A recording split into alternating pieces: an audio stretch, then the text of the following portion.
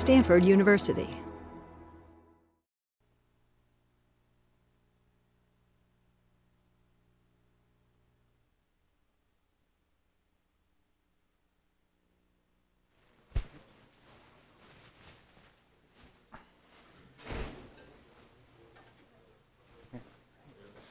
All right, good afternoon, everyone. Welcome to the seminar on People, Computers, and Design. I'm Jeffrey Hare, filling in for Terry Winograd, who's out traveling for now. So Ranjitha will have a sign-up sheet, and that'll be passed around, so fill that out as usual. Before we get started, the only other piece of business is to mention next week's talk. We're going to have Rajat Paharia visiting from a company called Bunchball. And what he'll be describing is how they use both game dynamics and behavioral economics concepts to help shape user behavior. So that should be an interesting talk, so hopefully you'll come next week as well. And today we have Leighton Read from Seriosity, who will be speaking to us. And he has a storied history as a high-tech investor, CEO, and entrepreneur. And so today he'll be sharing some of that experience around the idea of how multiplayer games will be changing the future of work. So welcome, Leighton. Great. Thanks. It's great to be here. Especially after reviewing this series on the web and seeing a little bit of some of the talks. It's an honor to be here. Byron Reeves, my colleague and many of yours, has his own version of this talk, but he thought it'd be interesting for this group to hear a slightly different perspective. I'm on campus several times a year to talk about other things, biotechnology, entrepreneurship, and global health, for example. So it's kind of fun for me also to be able to talk about this here with you. By the way, Byron is in a dentist chair, and it shows how much he wanted to listen to me, that he'd rather be in a dentist chair than over here hearing this talk. Ask him about that. Today we're going to consider some ideas about the future of work. And we're going to talk about some things that Byron and I and our colleagues have learned from hundreds of hours of structured observation of elite-level gamers in massive multiplayer online games, as well as hundreds of conversations with senior executives and middle managers in large corporate enterprises. And we're going to examine a special kind of convergence between these two experiences, these two conversations. But first, let's meet Ted. Ted graduated from a great university like this one. He has a fancy MBA from somewhere, and he works at a well-respected company. He doesn't exactly hate his job, but a lot of what he has to do is repetitive, maybe a little bit dull. Even when he's at the top of his game, his work is frustrated by unclear objectives, inconsistent and vague feedback, information overload, and he's looking for a little more purpose and meaning in his work. But then let's look at gamer Ted. Hair on fire. This is where Ted spends the rest of his life, in a massive multiplayer online game, kind of like World of Warcraft. In this game, he's totally engaged. He knows exactly what needs to be done, although he's not always sure exactly how you do it, and that's kind of part of the fun. He plays a complex role that he chose for himself among many choices of different kind of interdependent roles in the game, and he gets meaningful feedback in every relevant time scale. He, from his environment and also from his colleagues. And his colleagues, by the way, are from 6 different time zones, span an age range of 50 years of age, and from at least 3 distinct cultures. Speed, experimentation, team alignment, these are what are valued in what can only be called a transparent meritocracy. No wonder it's fun. These are the tools that Work Ted uses 8 hours a day. Project management software, email, of course, PowerPoint for sure, maybe the occasional video chat for a diversion. These are the tools that Game Ted uses, something like this. And if this, it's more colorful, it's lively, it's rich with information, and if it looks like information overload to you on first glance, keep in mind that most of the information on Game Ted's screen was customized by him and by his guildmates to be relevant, especially relevant in high-pace parts of the game, such as a raid with the guild on a bad guy in a dungeon. We're going to be talking about this convergence. What we forecast and actually believe is inevitable. I'll be looking for your thoughts on whether this is inevitable or just might happen, that the world of games and the world of work are going to converge. Here's a little bit about how this came about.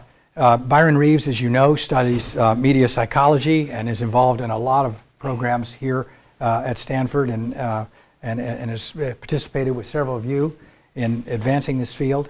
He and I met on the pool deck watching our daughter swim, or more accurately, waiting for the hour for that 30 seconds when our daughters would swim as pool dads.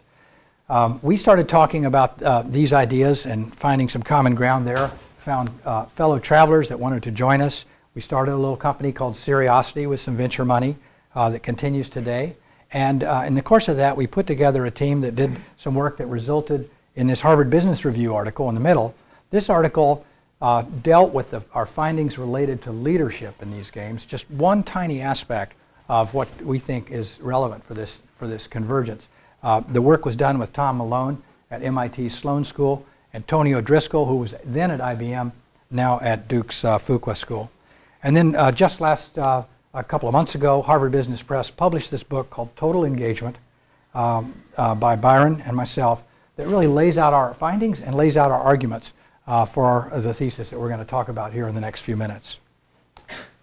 You know why Byron would be interested in this, but what would a internal medicine doctor turned biotech entrepreneur turned venture capitalist be interested in this subject? So just a little bit of history.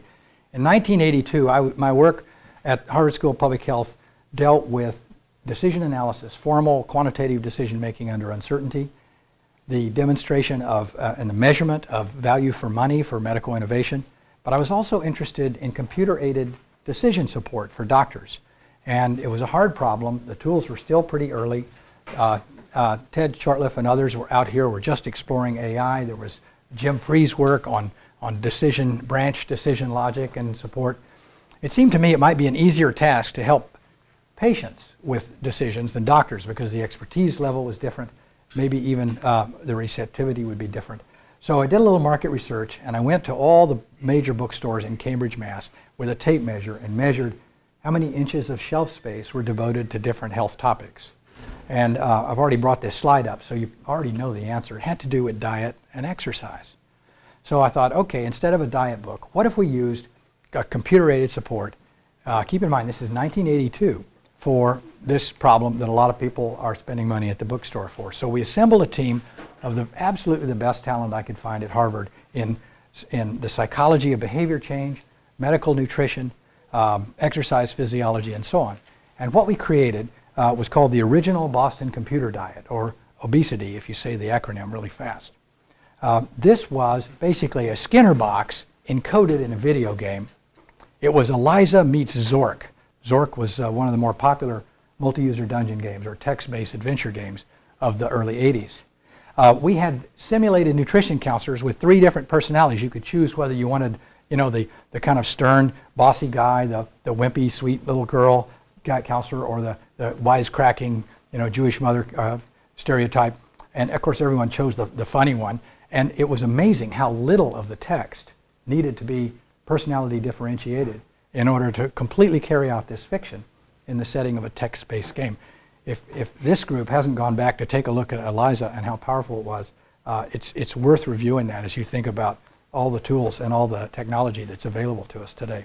We used feedback in terms of audio and video, sounds, text, graphs, everything we could pull out in order to help people deal with a very difficult lifestyle change. And the core psychological tools of visualizing a distal state that you want to make come true, planning exercises, and so on. We tried to pack it all into this little game, but it was a time when the IBM PC had 2 floppy drives. There was no hard disk. The IBM XT was introduced 2 years after we started. The Apple IIe was Apple's flagship product. The Lisa hadn't even been introduced yet. And of course, the Commodore 64. It was moderately successful. I got letters from patients for a few years, who said it really made a difference. And it's really fun to go back and look at how primitive this was, and yet we could still get people saying it made a difference. So with that interest, Byron and I started comparing notes here 20 years later. And I'd like to take you through the 7 reasons that we believe that this convergence is inevitable and not just a maybe. The first is that these multiplayer games are big, really, really big. Avatar has set all kinds of records at the box office. I just exchanged emails with a friend of mine who's the major analyst for the game publishers for Wall Street. and he follows what are currently slightly declining sales on the console games. But World of Warcraft, the franchise, including all of the pieces, is expected to do $1.4 billion in 2010. So it was a big deal when Avatar blew through that number, and ultimately that movie's going to do more than that. But that's more than nearly any other movie, and in just 1 year of sales of just one title.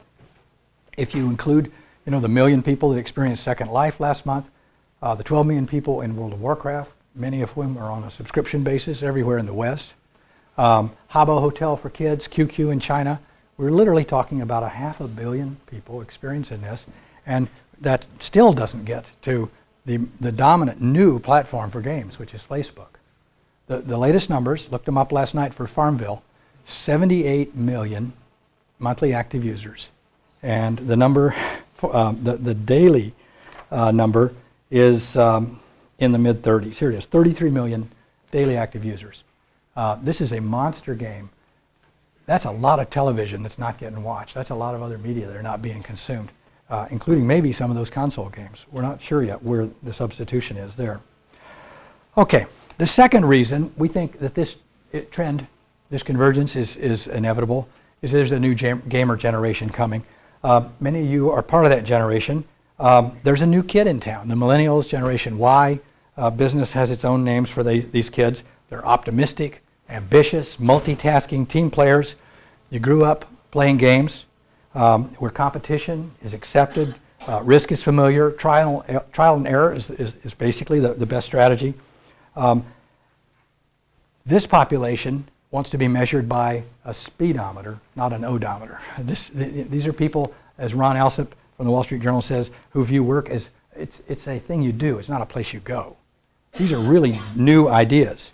And employers who say, grow up, kid, welcome to our world, are not going to compete successfully against those who embrace these ideas and who find a way to adapt their culture to take advantage of these new skills and new sensibilities. At least that's how we see it. Reason number 3. Play is, let's see, did I just get ahead of myself? Let me just tell you about a project we did, and then we'll get to reason number 3. We did a project for IBM where we surveyed gamers at IBM. And we talked to people, many in their 20s, 30s, some in their 40s and 50s, who actually put lots of hours into multiplayer online games. And there was a striking amount of feeling from these elite level gamers who were IBM employees that there were actual meaningful parallels between their game life and their work life. Work TED and Game TED really do have these parallels. And many of them reported that they had developed skills playing the games that they found useful in the workplace. Oh, by the way, it also worked in the opposite direction. So now we can get to reason number 3. The argument that play is not the opposite of work. You may know the story about Mayor Bloomberg of New York City, who walked by one of his junior level employees, an analyst in the financial department, who was playing solitaire on his computer when the mayor walked by. And he summarily fired the guy. He said, there's no place for this for people on the city payroll. And this kind of Puritan ethic can be refuted by a large body of literature and thought in both philosophy and in psychological research. I think that the idea is captured, whether you think that the research base is there or not, the concept is captured in Csikszentmihalyi's concept of flow, where time and ego seem to disappear, your whole being is embodied in the task, you are perfectly matched, your skills are perfectly matched to a difficult challenge. Now, what is wrong with that at work? This is the experience that we observe over and over when we watch people playing great games. Reason number 4. Engagement is in short supply. Well, why should we care about that? There are consulting firms in the space known as human capital who are out there measuring engagement for big employers and prescribing various fixes for this. The general concept in this consulting business and the world of work here is that engaged employees, they work with a passion, they have a strong connection with their job, and so on. So there's kind of a definition there. it's a bit of a cloud, but if you take that with a grain of salt or kind of generous on the defining stuff, it's probably not hard to convince yourself by looking at other surveys and other data that people who are engaged are much more likely to see that they have an ability to affect the quality of products, the timeliness of products, that they have an ability to affect customer experience, kind of a self-efficacy on the part of your employees. The problem is only about 30% of employees self-classify themselves into this category of being engaged. So it's highly interesting for employers to figure out how to increase that percentage. There's pretty good numbers that companies that have more highly engaged employees actually perform better on the statistics. Today's workforce relies more and more on what we call tacit knowledge workers. These are people who do their jobs based on things that are encoded in their brains that are hard to encode in computers. Yeah, little by little, some of that's being transferred, and that's a vector that isn't going to go away. But we still rely on people to use their tacit knowledge, and we rely on them to use that in ways that cannot be commanded or ordered in a hierarchical management system. You can't order someone to collaborate. You cannot command innovation. What you have to do is create the circumstances that elicit those behaviors. Again, we think there are plenty of examples in games about how to do a good job of that. All right, well, let's meet Jen. Jen is a call center worker, maybe at a cruise line, who walked across the street looking for a 50-cent an hour raise. She walks in and puts her resume on the desk of the hiring manager, who says, well, thank you, Jen, but we don't really need your resume. Go over there and sit down at the computer and start playing the call center game. And if you ever get to level 4, we'll just start paying you. In other words, there's no hiring process, there's no training. Just play till you get to level 4, we'll start paying you. If you get to level 10, we'll actually let you interact with our real customers and not just trainers and robots and other things that are built into the game. All the learning is embedded in the task. If you get to level 20, you'll be running a geographically dispersed team of people with more and more responsibility. And if you get to level 50, you'll have a chance to switch over and work for the company's foundation that you've told us you're really interested in. This is the future of work in our view. It's easy to imagine taking a highly monitored type of work, such as a call center worker, and taking those monitoring points and hooking them into a game. Call center workers, the people you talk to for customer service or when you want to activate your credit card or whatever, that's automated now, but other things. When you do that, they are on a clock so rigid that they have to punch out just to go to the bathroom.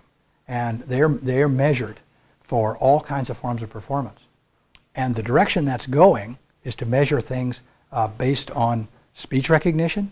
Think about a phone call, a customer call that starts with 4-letter words and ends with thank you. And then think about the difference in that call and one where you invert the order. All right? Those are very different outcomes for the business. And the technology is available to monitor that and to give feedback based on that. Voice stress. We're surrounded by opportunities that could be used in order to create the hooks for this game. The question is how to implement it, when, and how to fit it in with the existing business processes. Jen could be on that call getting feedback in real time. She could be checking in on her team and seeing how her teammates are doing. She could be watching her persistent reputation and seeing how her reputation goes. But here's one of the most interesting things about what could be done here. The call center job next year and the year after that are pretty much the same job as today. For Jen, there's no vector of accomplishment. Games do a fabulous job of letting you level up and level up again and level up again. Game design, a game design for call centers makes it clear that we have missed opportunities to redesign Jen's work, game or no game, in order to give her ways to level up in that world. Not just spiffs and little giveaways at the end of the day and things like that, but really meaningful increases in responsibility and challenge related to teams that may not even need to exist other than to create a context in which Jen cares about her colleagues. This is powerful stuff. The cartoon I'm showing you was based on a really neat little game that was built up in San Francisco by 3 Rings called Puzzle Pirates. I think it's still available. It's a cool little game. We know people who are building these games. We're helping people build these games. This is going to happen. especially in the case of jobs that are too easy to do well. More about that in a minute. Okay, reason number 5, there's a recipe for great games. This isn't just some black art like we'd never know how to begin. It's just, kids in black t-shirts figuring out what they like and what they would enjoy playing. And by the way, there's nothing wrong with that. But when you deconstruct the games that people love, the games that consume millions of hours of human time, there are core ingredients. I'm sure we don't have them all there. You could have your own list. By the way, Rajat Paharia next week is going to show you a slide, I hope, that has this list on one axis of a matrix and the places where each of these different kinds of ingredients is useful on the other axis. Ask him to show it to you if he doesn't do it. It's a great slide. So self-representation of that is representing yourself through your mini-me in the form of an avatar, which can quickly become you refer to as me instead of it. Ranks and levels and feedback, and there are people in this room who study these things, so I'm not going to try and review it for you. I could see one of these seminars devoted over the next couple of years to every one of these individually, because the subject is that deep. One of the things I'd like to mention that I think we've observed that we did not see in the game literature, and if you know where it is, you can point it out to me, but I'd like to at least reinforce this observation. Games do a great job of giving feedback in every time scale. So I once took the behavioral psychology courses at Rice when I was an undergrad, and remember this is business of intermittent reinforcement and all that stuff. But just to simplify the design idea, think about the game of Pac-Man. Remember the bing, bing, bing, bing, bing? That's the highest frequency feedback in that game. There's the visual of your little circle closing in on the dot. The dot disappears, you hear a sound, and it repeats and it repeats and it repeats in a very high frequency time domain. But then you get into a corner and you get a little bit of respite from the ghosts that are chasing you, and that's a different time domain. And then a few seconds on a longer time domain, you get the cherries, and so on. You can imagine this if any of you have put a roll of quarters in a Pac-Man machine. People of a certain age, each frame represents another time domain. And if you played that game long enough and used enough quarters, you would have stayed to see Mr. and Mrs. Pac-Man get married and have little Pac babies. I hadn't seen it myself, but I've seen it on the web. So that's about as long a time cycle as the Pac-Man guys could figure out how to put in this single-player or two-player game. Remember, there was a two-player version. Well, World of Warcraft is a subscription business. And in a subscription business, it's really important to keep people around as long as possible. It costs a lot to acquire a new subscriber. Every additional month people stay, on average, is very valuable. So how do you achieve the longest cycles of feedback? It's hard to do with machines. I wouldn't argue we can't do it with a great game mechanic. But as we look at these games, you transition from robotic, software-encoded systems of feedback, which are perfect, by the way, and never fail you. It's just a design question, to feedback that's more based on social dynamics of groups. These games do a really good job of eliciting group behavior, and it's not without rough edges. In fact, it's more interesting with rough edges, but they elicit group behavior where people figure out Byron's favorite phrase of, what do I get when we win? And by making that problem hard, they make it interesting. And people have to figure out, what does a group of 40 people do when the monster drops a single object that's highly valuable? It can't be divided up. And groups have solved this in very interesting ways. We have, in chapter 4 of our book, we talk about each of these, just kind of as an overview, and for 3 or 4 of these, we've singled them out and really go into some more detail. Be sure to ask Rajat for his version of this as a matrix. While we're on that list, just a word about how we see the difference between 3D virtual worlds and games per se. And again, these ideas are going to be pretty familiar to you. We think that the additional benefits, especially when we think about using these great ideas in the workplace, of the things that games have, that is narrative, the big story, goals, feedback, teams, rules. This is really important. By the way, there's a shelf full of business books that have been written about every one of these ingredients in the business context.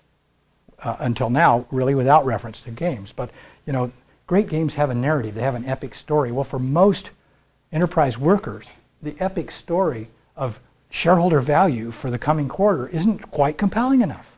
Okay, so that's why John Mackey at Whole Foods has worked so hard to refine this vision of providing a way for people to eat healthy and learn about eating healthy as a bigger vision. than shareholder value, which I know him, and he worries a lot about that too, but that's not what he talks about when he's with employees. Again, every one of these is worth a book on teams and roles and so on. Let me give you a couple of examples. Ross Smith is one of the most creative guys who's actually fielded games to get work done in the most unlikely of places. This is the Windows test part of Microsoft. Ross is a really creative guy and has been trying this on and off in several different ways for several years because he knows that the problem of quality controlling software is too easy to do well. The parts of that job are boring, but it's important. As Microsoft was nearing the launch of Windows 7, they needed to quality control hundreds of thousands of pages of documentation that were going to be shipped with Windows 7 in 100 different languages. And Microsoft's a big company, so they have a lot of people that can speak a lot of different languages. So Ross and his colleagues conceived and built a game in which people could volunteer above and beyond their job description to help use their language skills to QC this stuff. And the game was obviously compelling. 4,600 people played, 500,000 pages were reviewed. One guy went crazy and reviewed almost 10,000 pages. He ended up the winner. There were points and leaderboards and reputation. A good number of the ingredients that we just talked about were there. And it generated a great outcome. It may have actually had to do with being able to ship Windows on 7 worldwide. Next time you're checking out at the Target store, see if you can lean over your checker's shoulder and take a look at his screen. There's a little row. Let's see, where is it here? There's a little row of, it kind of looks like DNA. It's G, R, G, G, G, G, G, R, G, G, G. This is not sort of a genetic code. This is item by item a score assigned by the point of sale system to the speed with which the checker checked it. So and the system knows that it takes longer to fold up an article of clothing and put it in the bag than it does to take a tube of toothpaste and swipe it. So it knows that. It has norms for every type of good, and it scores every single check item. Talk about monitored work, huh? Well, this is just one level above giving the checker the raw data. Is that a slave driver? What did you call it? Isn't that a slave driver? Well, it's it isn't connected to pay as far as I know. It is an extremely subtle and maybe a very thoughtful way of just giving people feedback in one particular time domain. As far as we know, they're not using all the other time domains. There's not a chance at the end of the day for checkers to sort of compare, well, how come you're so fast on close? How did you learn to do that? Maybe I'm folding them wrong. And we don't know if they've done a good job with the epic story that customers really do care about not waiting in the checkout line. So you are serving the very people that you're smiling at and making their life better by getting more greens and reds here. It's a good thing. So we don't know the extent that they've used all of these ideas, but we do know that they've gotten to first base and they've created, in a setting of monitored work, literally the foundation for building a fabulous game that could make a real difference for people waiting in line. We built an example. Maybe I shouldn't call it a game, but we took one particular ingredient that we think is really important, and that's the robust, marvelous things that are done in these games around marketplaces in which people make choices under scarcity. And we thought it would be interesting to do that with respect to allocating corporate resources using a synthetic currency in the enterprise. So we conceived and built a program and a facility to deliver enterprise-grade play money. That is, we really thought about inflation and the sources and sinks for the currency and how to manage this, and then we made it really easy to move around because you just send the currency with an email if you're registered. People get an allowance, there's a finite amount, there's stuff you can do with it, and we just let people invent things to do with it, but the suggestion we gave them is you can use this as a way to signal other people that you would really like to have their attention. And if you're bothering them, they will just keep soaking up the currency, and sooner or later you'll get the point and quit sending them play money because they're not sending it back. On the other hand, if you're receiving stuff that you really want and you want to continue to get stuff like this, maybe you just send the currency back. If it's really good stuff, maybe you send them more than they sent you. It's a very subtle, simple signaling system. We've got some interesting published data on this. It did a lot of Serios, the name of the currency, attached to the email, generated shorter latency between the time the email arrived and when it was opened. We used leaderboards and so on to reward the way people use the currency rather than the balance. All right, let's turn back to the reasons. Two more. Reason 6, there is a science about this recipe. Again, these are things that are studied by people in this room and by your colleagues. I'm not going to try and emphasize this, but let me just tell you, business audiences that we talk to are fascinated by the fact that there really is a basic science here, that when people are driving an avatar, the social distancing that they choose for their avatars mirrors the kind of social distancing that they would choose for themselves in person.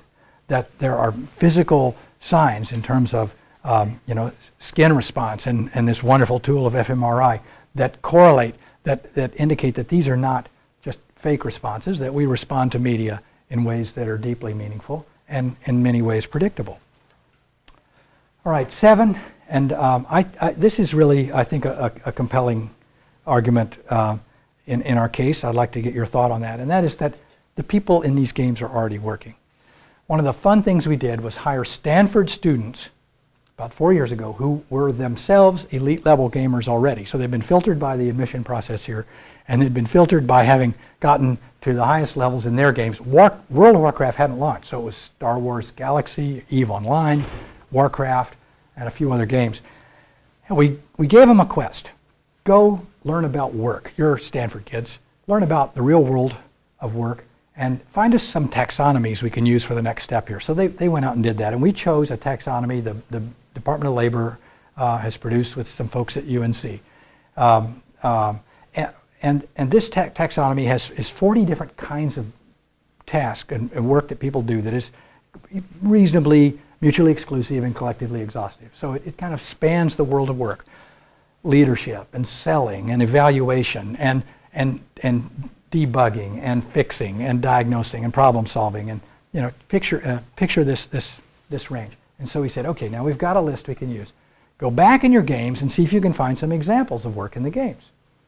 And one after another turned up, and we started to collect these stories. And the part that is surprising here is not that there's work in the game, it's that every single category of work is beautifully represented in the games. They're just all there. And it leads to the following question.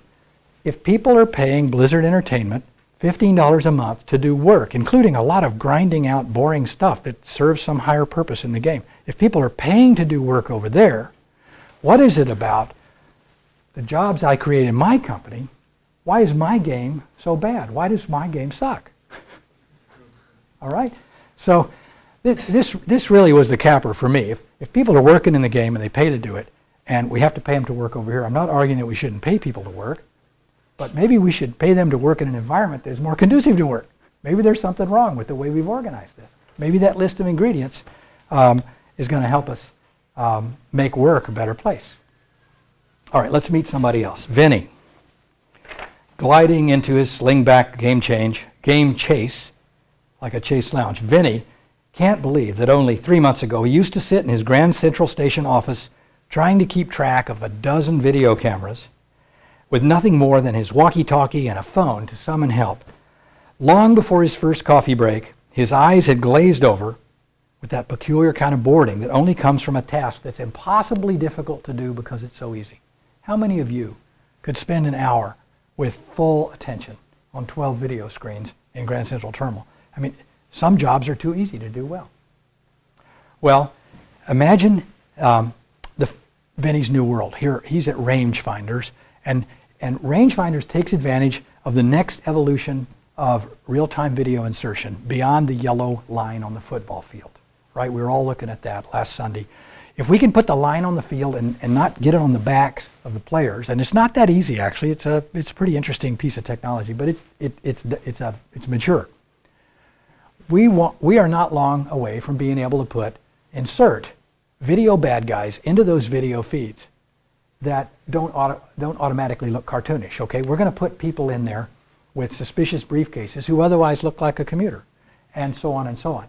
This, maybe we're 2 CPUs away or GPUs away from that. Maybe it's only 1, but I was at the In-Q-Tel CEO Summit looking at some of the video processing that the CIA is buying from Silicon Valley startups. We're just not that far away. So, say you could put... Use FPGAs. Actually, Intel's using FPGAs, not good. CPUs. Good. I'd love to. Factors of 200 speed up. I'd love to talk to you about how to do that, because I'm really eager to build rangefinders, and maybe some of you guys could help us.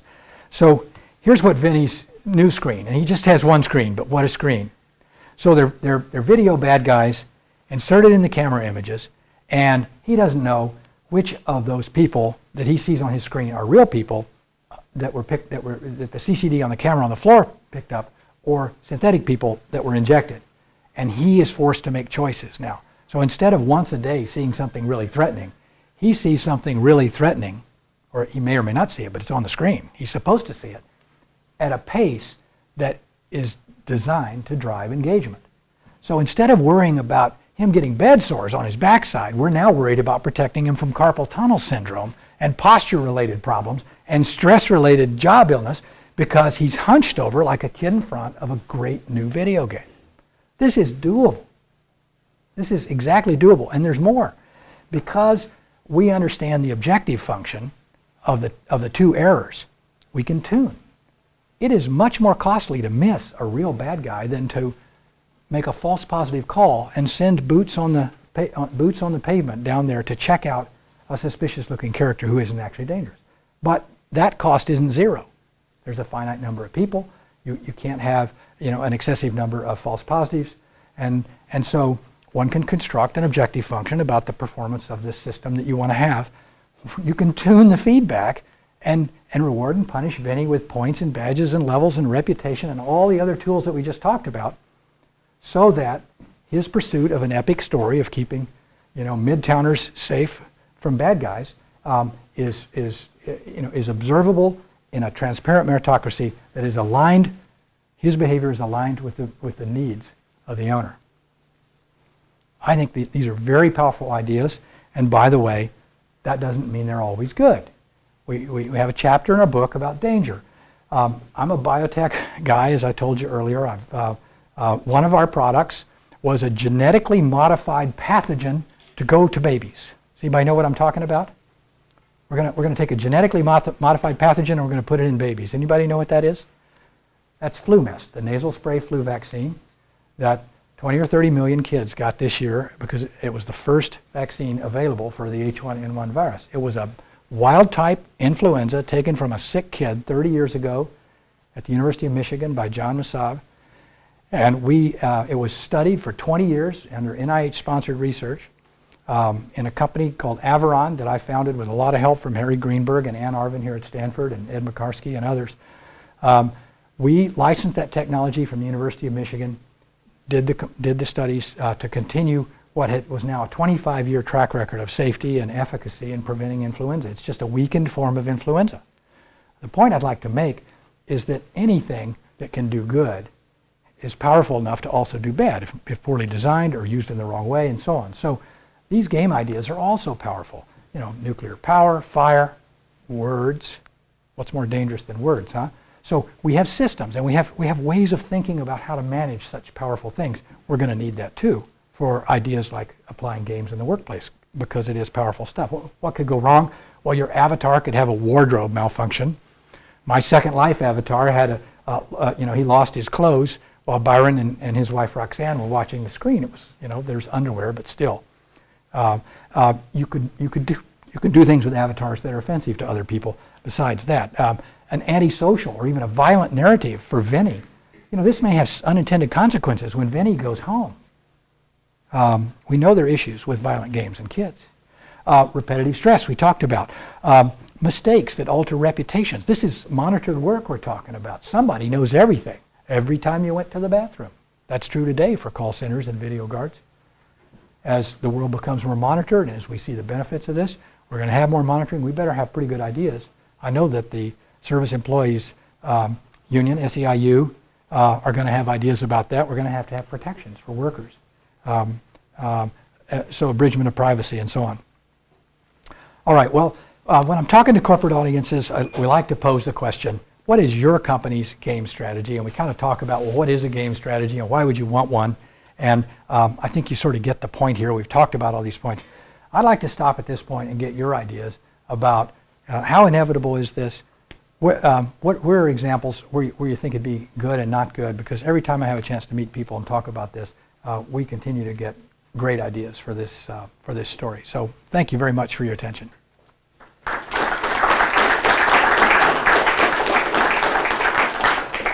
How many gamers are there in the audience? People that self-identify themselves. Wow. All right, am I crazy or what? Does this make sense? For this class? What about for people that aren't gamers? How would you introduce this idea to a non-gamer who was open-minded but doesn't have the experience? Say more about the ex-gamer.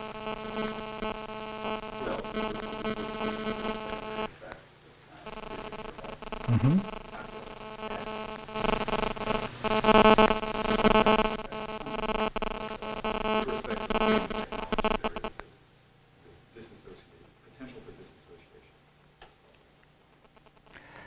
Byron did the literature review, but he says that in his meta review, not a formal one, that kids who play a lot of video games actually have slightly better grades, or slightly more physically active, slightly more socially adapted than other kids. That's obviously not true for all kids, but there doesn't appear to be a consistent message that a lot of time spent on this task necessarily associates with bad outcomes for kids. I'm not prepared to say that about the extremely violent games. Yes, here's a question.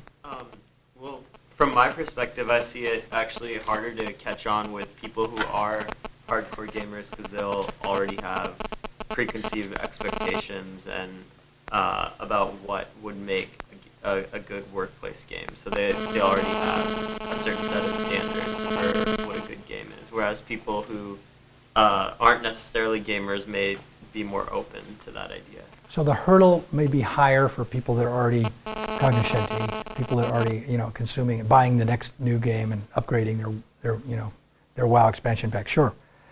Well, that's probably true. But when we talk to some of the companies about what we're trying to do, we admit that sometimes we're going to build games that are so bad we have to pay people to play them. But that's what you're doing now, and the job sucks anyway. Maybe we can just do something. If a game is a transparent meritocracy, why don't we just move the needle slightly in your workplace and make it a little more transparent or a little more of a meritocracy? Why don't we just give people a little bit clearer feedback, or maybe give them a synthetic currency to play with and forget the eye candy that requires heroic video processing and all those polygons. So we are just as excited about the longer term notion that people someday, some people will do their job inside a game. They'll go to work in the game, and when they leave the game, they're not working. That'll be the boundary for some people, and Jennifer and Vinny may be the examples of that. But for folks like Microsoft, it was something they did for extra credit. It was for fun. For the target worker, it may be subliminal. They don't really feel like they're in a game. And so there are a lot of ways to take these ideas, including saying, to hell with games, but how do they do that again? I just want to make sure we do a better job with our feedback and our performance reviews. Let's study the games and learn how to do a better job with all the stuff we got to do today. So there's a lot of ways to take these ideas, but I take your point. The hurdle to build a work game that gets people to quit playing World of Warcraft and pay their employee $15 a month to work, that's a big hurdle. But maybe that's too high a hurdle for what we're trying to do. Who else? Yes? You mentioned bad consequences from mistakes, but I wonder how much of the fun of games, because there's no consequences. If you talk to the gamers who've raided for 4 or 5 hours and then wipe, I don't think they'll tell you there's no consequences. They care. They're different consequences. And the ability to reattempt with new knowledge, that is to change the risk-reward ratio for mistakes, is already a meme in the world of work. How many times have I heard senior people say, I want my people to take more risks. How else are we going to be more innovative? All right? So most of the problem with corporate innovation is the stuff they need to stop doing, not the stuff they need to start doing. That's a little secret I've observed. It's all the systems and things they put in place that smother innovation. And if they can relax some of those systems, they could allow people to fail early and often on the way to success. So again, I think your question about, well, gee, in games it's cheap to fail, and in work it's expensive to fail, it sort of makes our point. why don't we make it cheaper to fail at work? Because we all know that's a path towards earlier success. Great question. Here's one. I'm worried about the physiological impact that this could have on Vinny.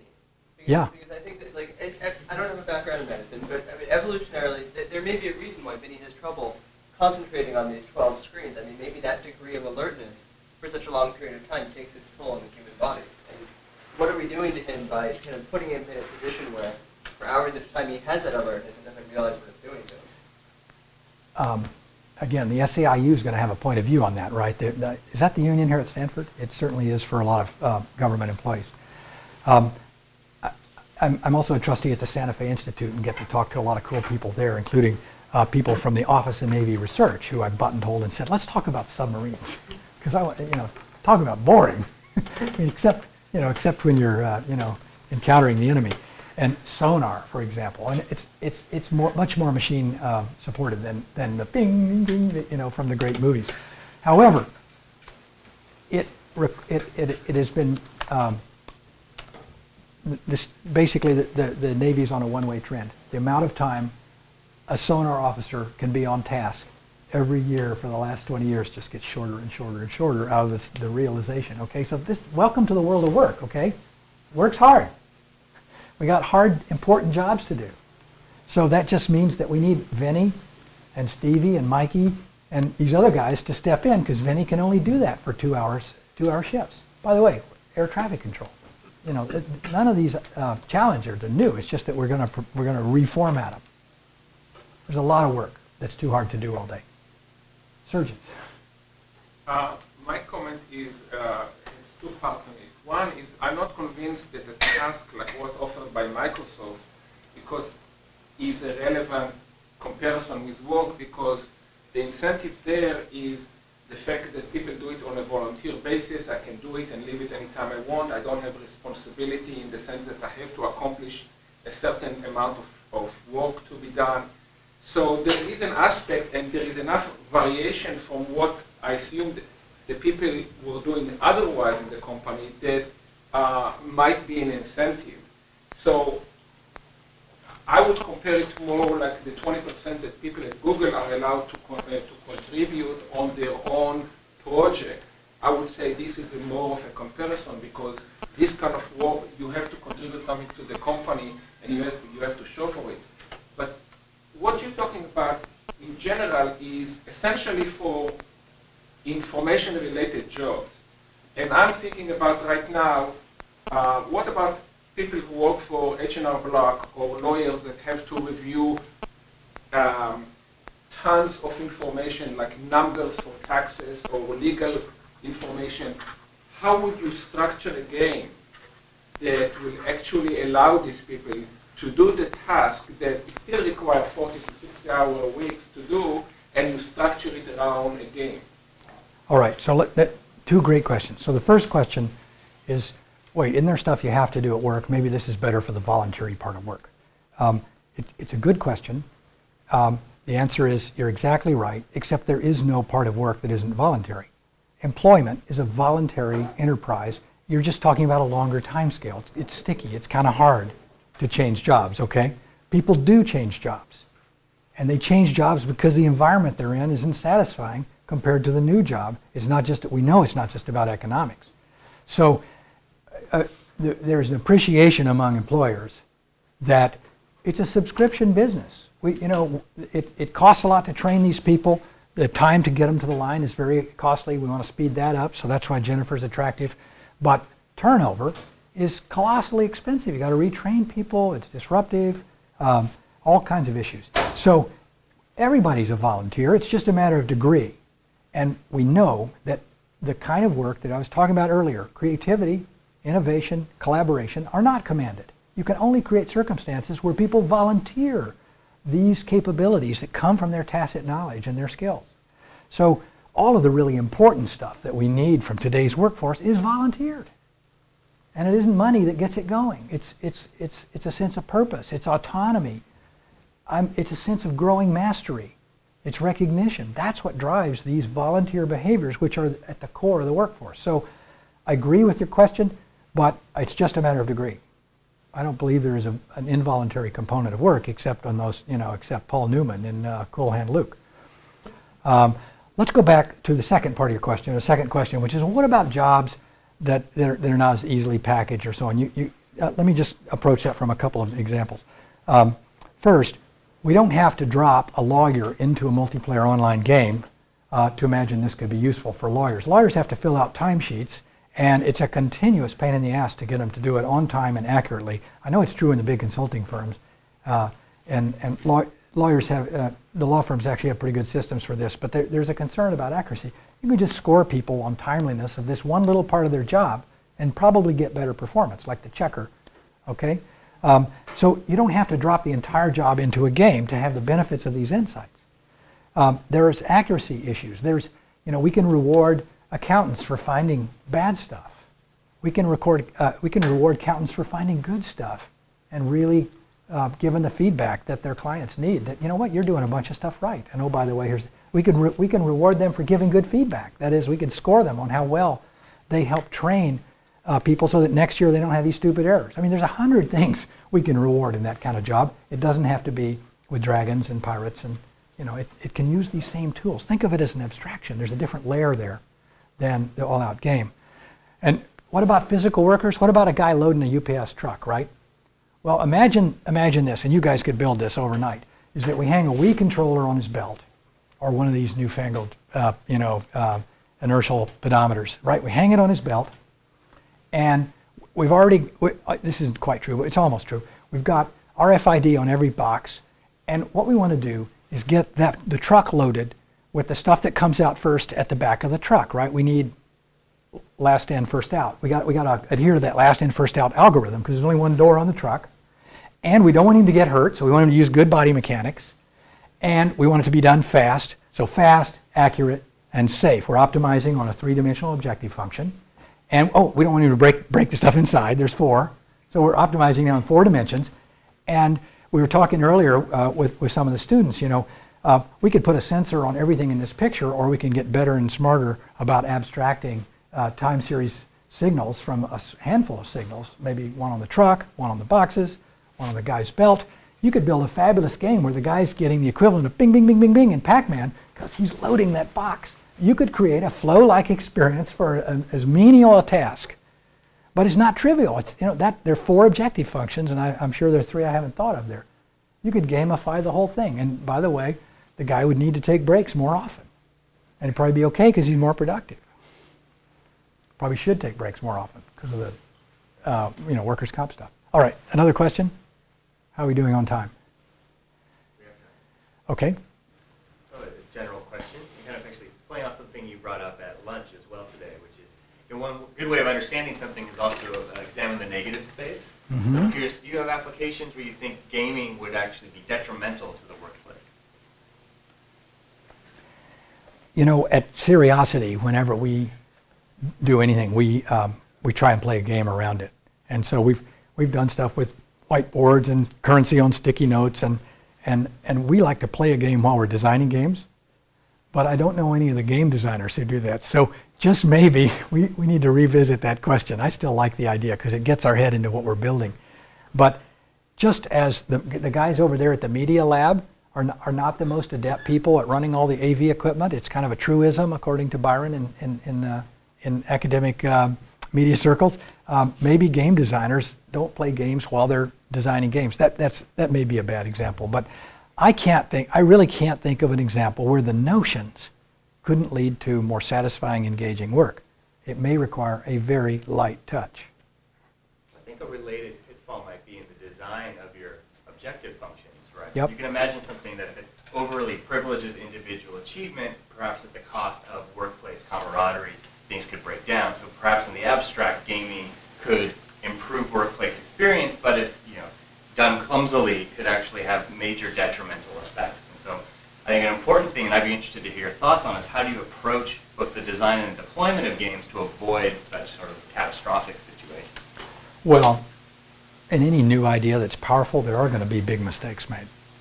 That's clearly not a reason not to do it, but to argue that there's not going to be harm done by our thesis coming true would be foolish. I think there will be harm done, and So what we need to do is focus from the beginning and not just be cheerleaders, but focus on, okay, what are the potential harms and how do we mitigate them? So we talked about the privacy issues and having a basic, protections in place, both legal and maybe just social. Is I don't volunteer for this game. Maybe people are going to be more careful to read the EULA or the terms of service on the game they play at work. And maybe that'll be part of the employment thing. So there's a way to do safeguards there. The team stuff is really interesting. Games are at the extreme end of voluntary.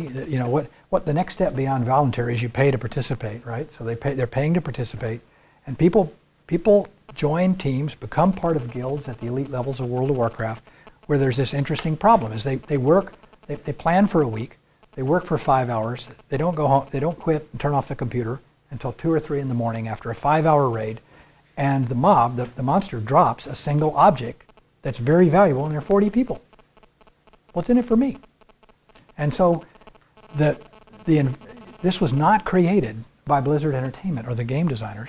The players invented Dragon Kill Points, DKPs. And so they invented their own currencies, and different guilds have different ways of approaching this, and others have emerged with products you can buy or get or freeware that manages DKPs for your guild, so that you have an intermediate currency that can be used to mediate between these lumpy events. So you commit to play your role in the guild. If the big thing drops, you get a certain amount of DKP based on your seniority and your contribution to the raid, and whoever has the most DKP at any given time can buy that big lumpy thing, or through some auction or other distributive process that gets it isn't all thought out. Some of it's just evolved over time. So games give us a laboratory for thinking about new ways of how to balance this natural, perpetual, never-ending tension between individual gain and group gain. It is literally a laboratory for watching this happen. In terms of along the potential negative aspect, game theory where it's very abstract, it's binary choices. The upshot is that the cooperation would save the participants, whereas as the narrow pursuit of narrow self-interest winds up in them both paying more price than the cooperative behavior will. Do situations like this potentially allow, not a yes or no question, but there might be the possibility of designing extremely obfuscated prisoner dilemma situation for the participants, where there's the potential of benefit in terms of outcome, which is how the game is sold, but in fact, the actual play will lead to the suboptimal dilemma. So unintended consequences, emergent behavior, coming from player-created content, all true. Unintended for the invited players. Maybe also for, Unintended for game masters. well, it could go either way, right?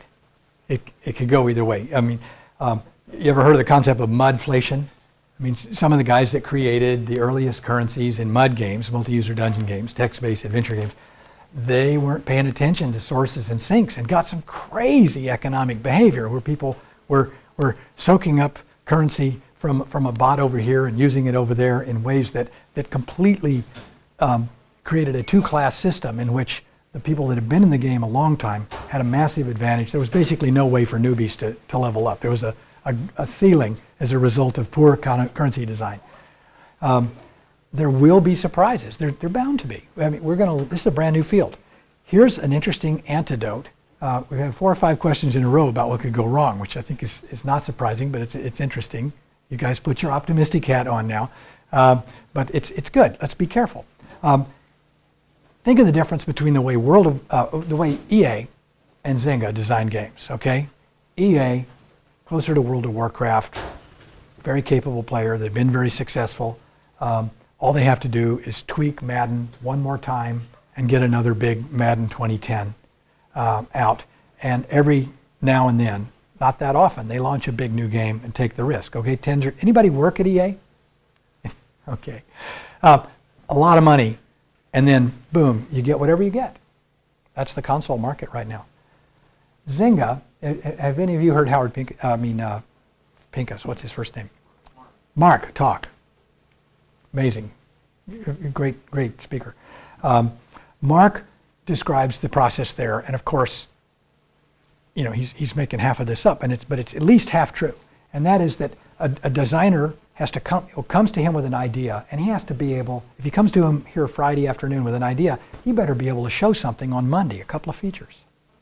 He doesn't get 6 weeks of a team's time to develop that idea. Show me something with punch over a weekend, and then he might get the money to develop it with a team for 6 weeks. But when it's launched, it isn't just launched once. It's launched in not A/B testing, but A/B-N testing. It's launched in multiple versions. And nobody's invested in this game at this point.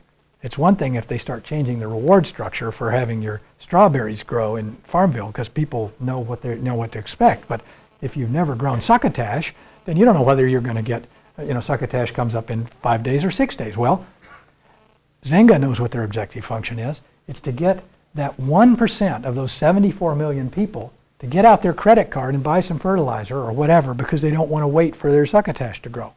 So they tune the game in a never-ending continuous flow of massively parallel experimentation in which these subtle differences are varied, and because they prepared their data capture systems and their data warehousing systems, because they invested in the analytics, they know the answer, and they know whether it's better to have the succotash grow in 6 days or 5 days in order to get people's credit cards out. I mean, this sounds disconnected here, but across a lot of games with a lot of variables, they're in a constant learning mode.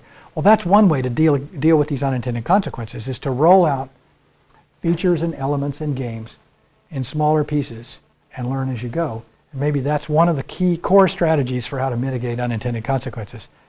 There's no guaranteed insurance. We're going to make mistakes. We have to mitigate them and figure out how to learn from them.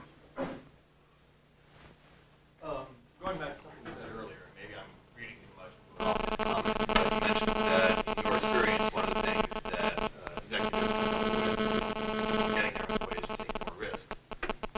It seems like with the introduction of the Serios system, that it's encouraging more conservative behavior. People are more prone to say, well, I could do this, but it would cost me so many Serios, do I really want to do that? Is that in fact the case, or have you seen that people will be a little freer, be a little more willing to take risks because it seems a little more like a game, reduction of negative consequences?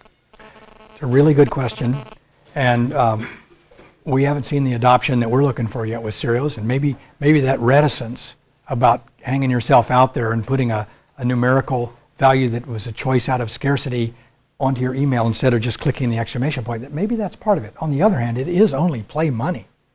And, it's one of the, there are places where people are going to need to make economic decisions out of scarcity, and it's really hard to do it with real money. First of all, it creates havoc with the compensation system. It's not clear who owns those Serios if they're being traded back and forth or real money being traded back and forth in an internal market setting in a corporation for resource allocation. There's tax issues. It's a hairball. But with play money, there's still a lot of freedom to just experiment with different kind of systems. So part of what we're doing with the play money is to let people experiment with a lower cost. But there may still be, you are making a statement. I'm bidding for your attention. But, we do things in the games to mitigate that, and we probably still have more to learn about it.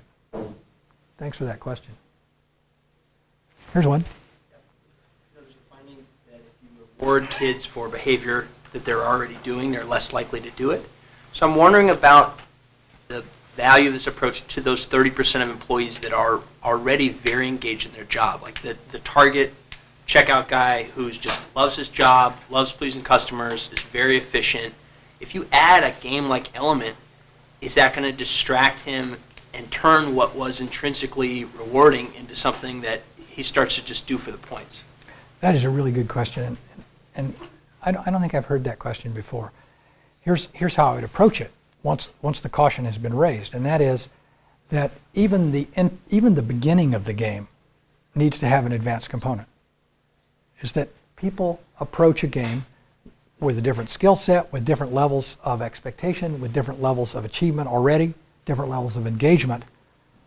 How quickly can we get that guy to being a team leader and not make him stuck? You know, on World of Warcraft, there's 70 now going on 80 levels.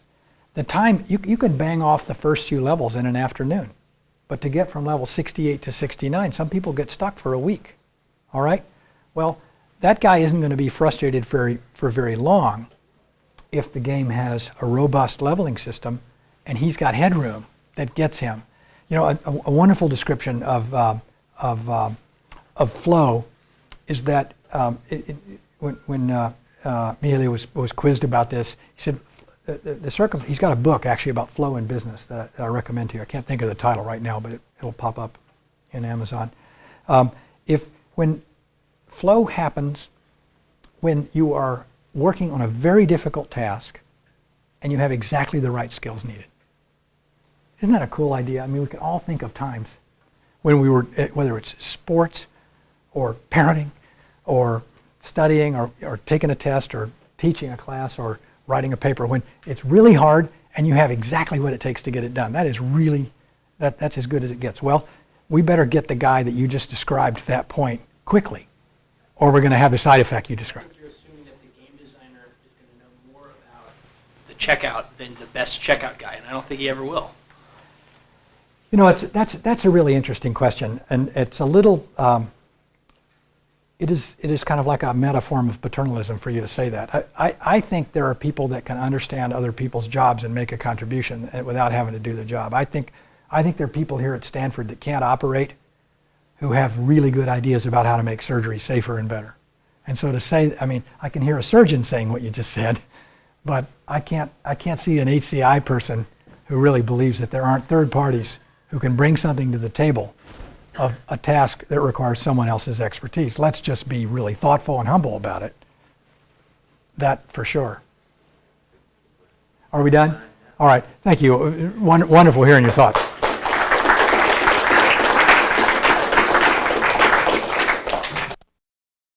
For more, please visit us at stanford.edu.